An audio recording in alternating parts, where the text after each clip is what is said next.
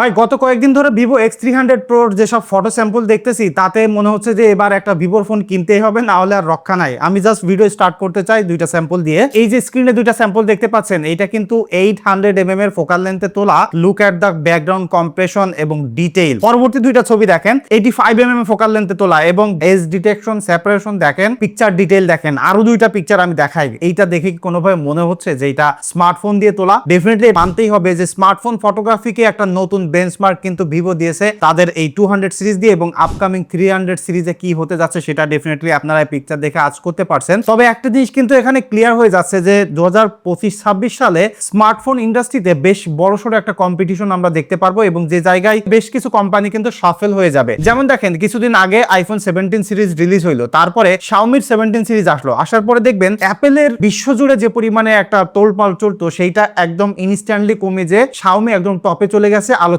এবং এইটা আপনি জিএসএম এরিনার পেজে খুঁজলেই বুঝতে পারবেন যে কি পরিমাণে শাওমি 17 Pro Max এর হিট রয়েছে rather than iPhone 17 Pro Max। এবং কিছুদিন পরে, মাত্র 9 দিন পরেই কিন্তু ভিভোর এই 300 সিরিজ আসতে যাচ্ছে। তাহলে চিন্তা করেন এইটা কি পরিমাণে মার্কেট কাঁপাবে। এবং 300 আলট্রা যখন আসবে, এবং ভুলে যায় না কিছুদিন পরে কিন্তু স্যামসাং গ্যালাক্সি S26 আলট্রা আসতে যাচ্ছে। স্মার্টফোনগুলো এবার কিন্তু AI, smartphone photography, telephoto lens overall মিলিয়ে যে পরিমাণে খেলা দেখাচ্ছে তাতে ডেফিনেটলি স্যামসাং এবং অ্যাপেল কিন্তু আমার মনে হয় আরো এক ধাপ পিছিয়ে পড়বে। বিশেষ করে ব্যাটারির দিক থেকে, ফাস্ট চার্জিং এর দিক থেকে, ফটোগ্রাফিতে অবশ্যই পিছিয়ে পড়তেছে। এটা অলরেডি স্পষ্ট হয়ে যাচ্ছে। সো চলেন দেখি 9 দিন পরে ভিভোর যে 300 সিরিজ আসতে যাচ্ছে সেখানে আমরা কি কি পাচ্ছি। এবং এটা কিন্তু অলরেডি অফিসিয়াল, কারণ ভিভো তাদের চাইনিজ ওয়েবসাইটে কিন্তু এটার প্রি বুক বা বুকিং নিচ্ছে, অ্যাপয়েন্টমেন্ট নিচ্ছে। সো সেখানে দুইটা ফোন দেখা যাচ্ছে, একটা হলো ভিভো X300 এবং X300 Pro, আর 300 আলট্রা কিন্তু আরো পরে আসবে। 300টা এবার গতবার যে প্রো মিনি ছিল সেইটার লাইন আপ করা হয়েছে নতুন করে রিব্র্যান্ডিং। সো এই ফোনটা ছোটখাটো হবে, তবে এই 300 আর 300 Pro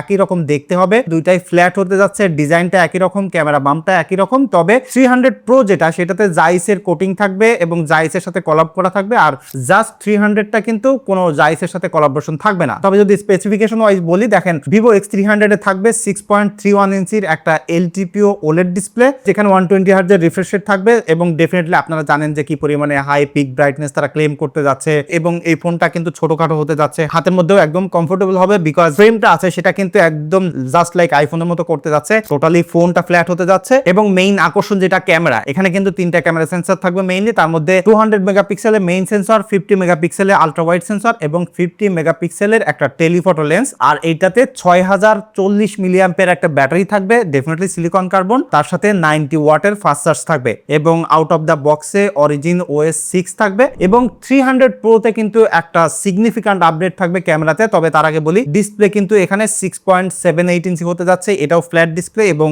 এইটার বেজেলটা ভাই একদমই কম, লাইক টোটালি একটা স্মার্টফোন এবার হয়ে যাবে। এবং ডিউরেবলও হবে পাশাপাশি, কারণ এই দুইটা ফোনই IP68, 69 এর রেটিং থাকবে। তবে 300 Proতে যে ক্যামেরার ম্যাজিকটা থাকবে সেটা হলো এটা জাইসের সাথে কোলাবোরেশন করা থাকবে। আর 50 মেগাপিক্সেলের মেইন সেন্সর, 50 মেগাপিক্সেলের আলট্রা ওয়াইড। তবে গেম চেঞ্জিং যে সেন্সর থাকবে সেটা হলো 200 মেগাপিক্সেলের পেরিস্কোপ টেলিফটো লেন্স, যেটাতে আমরা 85mm 135mm এর ফোকাল লেন্থ পাবো। এবং এইটার সাথে একটা কিটও তারা রিলিজ করবে, যেটা 800mm পর্যন্ত ফোকাল লেন্থ পাবেন। এবং ফটো স্যাম্পল গুলো আপনারা স্ক্রিনে আর একবার দেখেন, দেখে আপনারা জাজ করেন যে কি হতে যাচ্ছে। এবং এই ফোনে থাকবে 6500 মিলিঅ্যাম্পিয়ারের ব্যাটারি, যেটাও 90 ওয়াট ফাস্ট চার্জ থাকবে। এবং এই দুইটা ফোনকে কিন্তু পাওয়ার করবে Dimensity 9500 প্রসেসর, 16GB করে র্যাম থাকবে। তবে এই দুইটা ফোন মাত্র 9 দিন পরে রিলিজ হচ্ছে, তখন আমরা ফাইনালি ডিটেইল দেখতে পারবো। এবং ইন দা মিন টাইমে S26 আলট্রার যদি কোনো আপডেট আসে সেটাও আমি জানিয়ে দিব।